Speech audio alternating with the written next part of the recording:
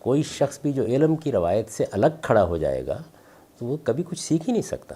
یعنی ہم اصل میں اپنے اسلاف ہی کے کندھوں پر کھڑے ہوتے ہیں. تو علم کی روایت میرے لیے بھی وہی روایت ہے. میں اس روایت کو بڑی قیمتی روایت سمجھتا ہوں. اس میں ہر علم نے ارتقاء کے مختلف مراحل طے کیے ہیں. بڑے بڑے جلیل القدر لوگ پیدا ہوئے ہیں. اصل میں وہی ٹریڈیشن ہے جس کے اندر کھڑا ہو کر میں بھی ان علوم کا جائزہ لے رہا ہوں. اور جب میں ان علوم کا جائزہ لیتا ہوں اس میں کوئی چیز ایسی ہوتی ہے کہ جو میرے خیال کے مطابق نظر ثانی کا تقاضا کرتی ہے. وہ نظر ثانی اگر ہو جاتی ہے میں مطمئن ہو جاتا ہوں تو اس بات کو بیان کر دیتا ہوں. تو یوں نہیں ہے کہ میں نے کسی دن یہ طے کیا کہ مجھے روایت سے بغاوت کرنی ہے. میں روایتی آدمی ہی ہوں. میرے خیال میں ہر شخص ایسا ہی ہوتا ہے. میں نے تو اللہ تعالیٰ کے وجود پر استدلال کرتے ہوئے یہ کہا تھا کہ کوئی شخص بھی اپنی روایت سے ہٹ کر اگر سوچنا شروع کرتا ہے تو اس کی وجہ کیا ہوتی ہے؟ یا اس کے باطن میں کوئی اضطراب پیدا ہوتا ہے یا خارج سے کوئی چیز اس کے سامنے آ جاتی ہے. یہی عمل میرے ہاں ہوتا ہے. یعنی جو میرے والدین نے، میرے اساتذہ نے، میرے پس منظر نے مجھے دیا، میں اسی علم کے اندر کھڑا تھا، اس کو صحیح مان کے کھڑا تھا.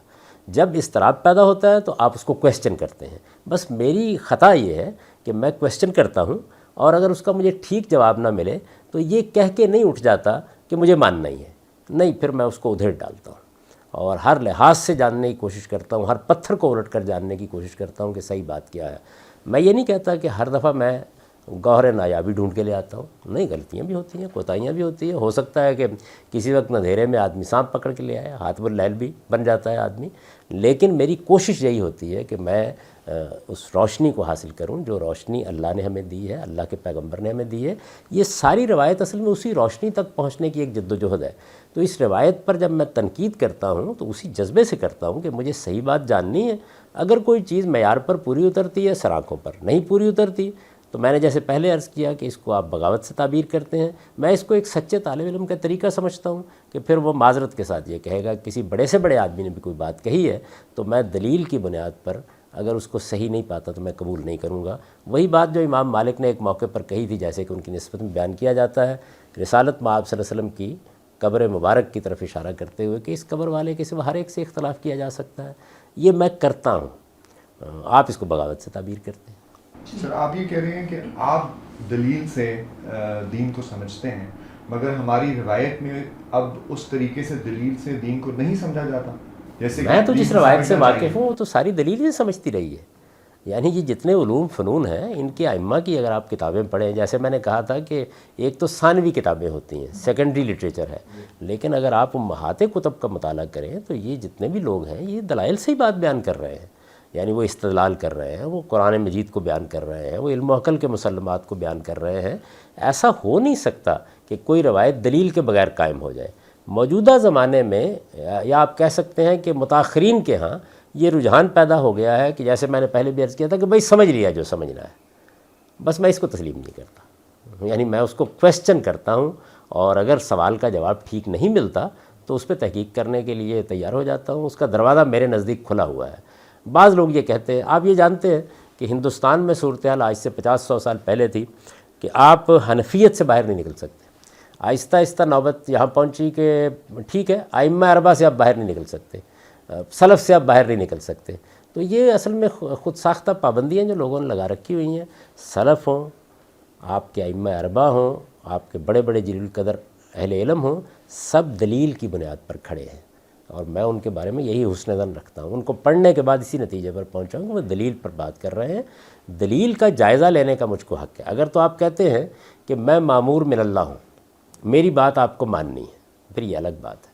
لیکن جب آپ دلیل سے بات کریں گے تو دلیل کا جائزہ لینے سے آپ مجھے روک نہیں سکتے. تو کیا سر یہ ان لوگوں کی شائستگی یا اپنی اس سبمیشن کی وہ بات نہیں ہے کہ وہ یہ سمجھتے ہیں کہ وہ اتنے بڑے اسکالر نہیں ہیں؟ آپ اپنے آپ کو بہت بڑا اسکالر سمجھتے ہیں کہ آپ یہ اجتہاد کر سکتے ہیں، اور باقی تمام علماء جو ہیں وہ اس میں ایک عاجزی کا ان کا رویہ ہے کہ ہم اپنے آپ کو اتنا بڑا اسکالر نہیں سمجھتے کہ ہم جیسے دین کو سمجھایا گیا ہے ہم اس کو مانیں گے بجائے اس کے کہ ہم نئی بات کریں.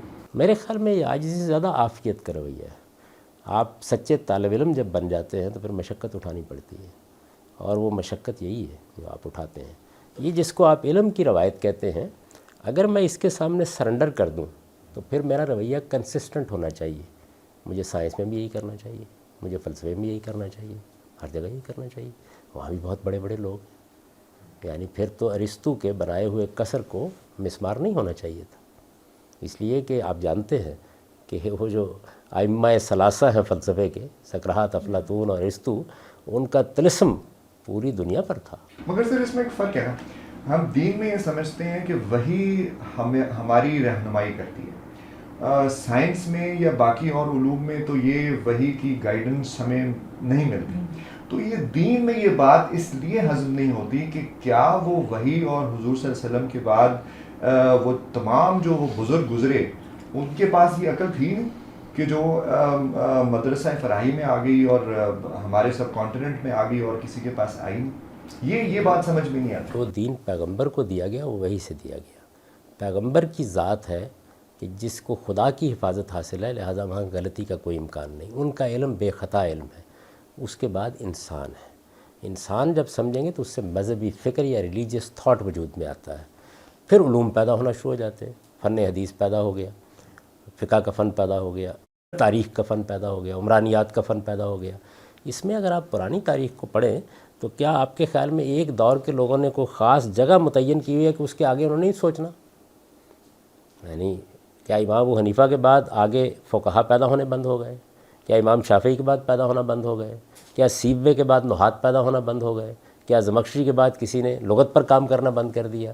تو یہ اصل میں ایک کنٹینیوس عمل ہے، اس میں یہ رویہ ہی ٹھیک نہیں ہے کہ یہ گویا تواضع کا طریقہ ہے کہ آپ کسی جگہ اس کو بند کر دیں۔ آپ اس کو بند کر دیں گے تو علم بھی ختم ہو جائے گا۔ علم بڑھتا ہے اس سے کہ آپ کویسچن کرتے چلے جاتے ہیں، نئی دنیایں دریافت کرتے چلے جاتے ہیں، اور میں آپ سے عرض کروں کہ اس میں متاخرین آگے بڑھتے ہیں۔ کیوں بڑھتے ہیں؟ اس لیے کہ ان کے پاس متقدمین کا علم ہوتا ہے۔ یہ ایک قدم قدم اصل میں یہی لوگ، آپ کہا جاتا ہے نا کہ ہم تو اسلاف کے کندھوں پر کھڑے ہیں، علم ایسے ہی بڑھتا ہے۔ تو یہ نہیں ہے کہ ہماری اس ٹریڈیشن میں لوگ دلیل نہیں دیتے تھے، دلائل ہی تو دیتے تھے، دلائل سے کتابیں بھری پڑی ہیں ان کی۔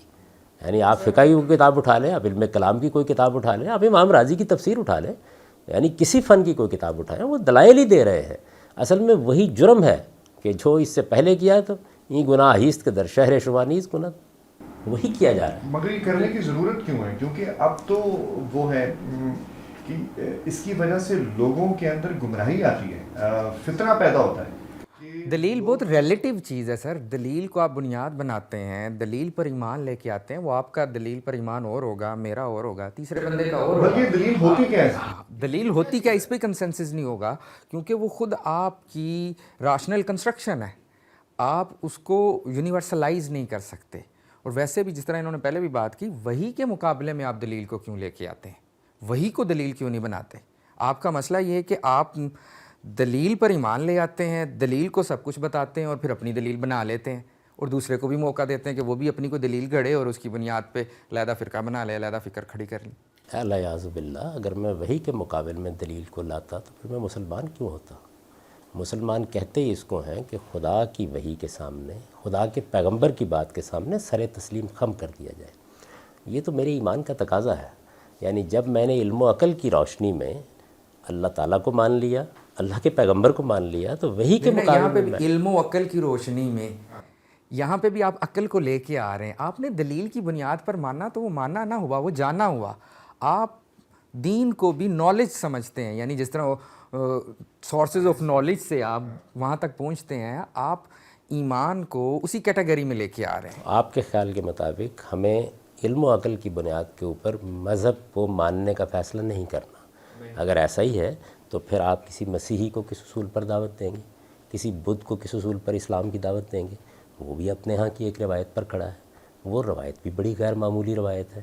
تو وہی کے مقابل میں سوال نہیں ہے، سوال یہ ہے کہ پہلے میں یہ مانوں گا کہ میں کس کو صاحب وحی مان رہا ہوں۔ محمد الرسول اللہ کو میں نے صاحب وحی مانا ہے تو علم و عقل کی بنیاد پر مانا ہے، مسیح علیہ السلام کو صاحب وحی مانا ہے تو علم و عقل کی بنیاد پر مانا ہے۔ یہ مان لیا، ماننے کے بعد جو کچھ وہ فرما رہے ہیں سر تسلیم خم۔ اب وہ کیا فرما رہے ہیں اس کے لیے بھی تحقیق کی جائے گی، اور جو کچھ لوگوں نے ان کے فرمان کو سمجھا ہے وہ پھر انسانی کام ہے، اس پر بھی تحقیق کی جائے گی۔ تو یہ میری سمجھ میں یہ بات نہیں آتی کہ اس کے سوا اور کیا راستہ ہے۔ یعنی مسلمانوں کا پورا علم یہی کرتا رہا ہے، آپ دین کی دعوت کس اصول پر دیں گے؟ یعنی جا کے رسالت میں آپ صلی اللہ علیہ وسلم کی رسالت کے دلائل دیں گے نا کسی مسیحی کو، کسی بدھ کو، کسی ہندو کو؟ اس کے سوا آپ کے پاس اور کون سا طریقہ ہے کہ جس میں آپ خدا کا دین لوگوں تک پہنچائیں گے؟ انسان کے پاس علم و عقل ہی ہے۔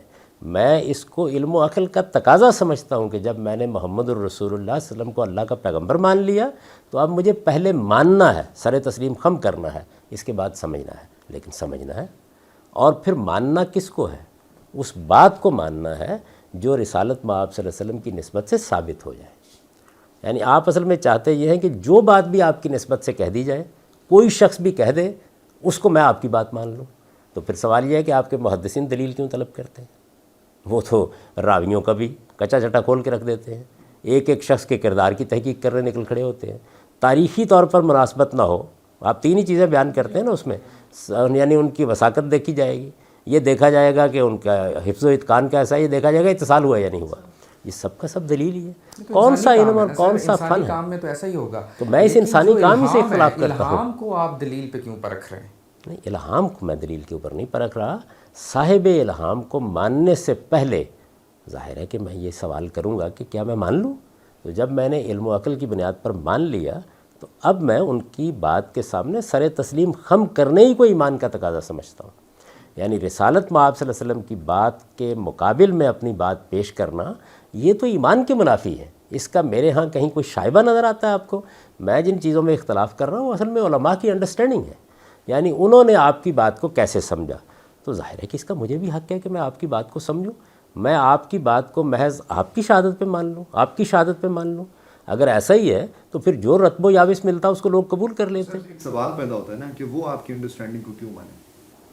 میں نے تو کبھی یہ تقاضا نہیں کیا کسی سے، میں نے تو کبھی کسی کو نہیں کہا. میں نے اصل میں اپنی انڈرسٹینڈنگ کو پھر دلیل کے ساتھ پیش کر دیا. یعنی رستہ آپ کوئی نہیں دکھا رہے، لوگوں کو ہٹا رہے ہیں کہ اس کی نہ مانو، اس کی نہ مانو، میری بھی نہ مانو، جہاں مرضی جو مرضی کرو. کہ میرے نزدیک صحیح بات کو مانو، صحیح بات کے سچے طالب علم بنو. میرے نزدیک یہ رستہ دکھانا چاہیے لوگوں کو. میں آپ سے عرض کروں اور بہت ادب کے ساتھ یہ عرض کروں کہ اگر آپ اس نئی نسل کے سامنے استدلال کے ساتھ اپنا دین پیش نہیں کریں گے تو یہ جو گفتگویں آپ لوگ اپنے مدارس میں کرتے ہیں یہی دفن ہو کے رہ جائیں گی. دنیا بہت تبدیل ہو گئی، یہ وہ زمانہ نہیں رہا. یعنی اب آپ کو ایک چیلنج درپیش ہے. اس وقت دنیا کے اندر بتایا جاتا ہے کہ کوئی 6 ارب کے قریب انسان بستے ہیں، ان میں صرف کیتھولکس 2.5 ارب کے قریب ہیں جنہوں نے ابھی رسالت مآب صلی اللہ علیہ وسلم کی نبوت کو تسلیم نہیں کیا. ہندوؤں کی آبادی بھی 1 ارب سے تجاوز کر رہی ہے. بدھ بھی 60-70 کروڑ کے قریب دنیا میں موجود ہیں. ان لوگوں تک خدا کا پیغام پہنچانا ہے یا نہیں پہنچانا؟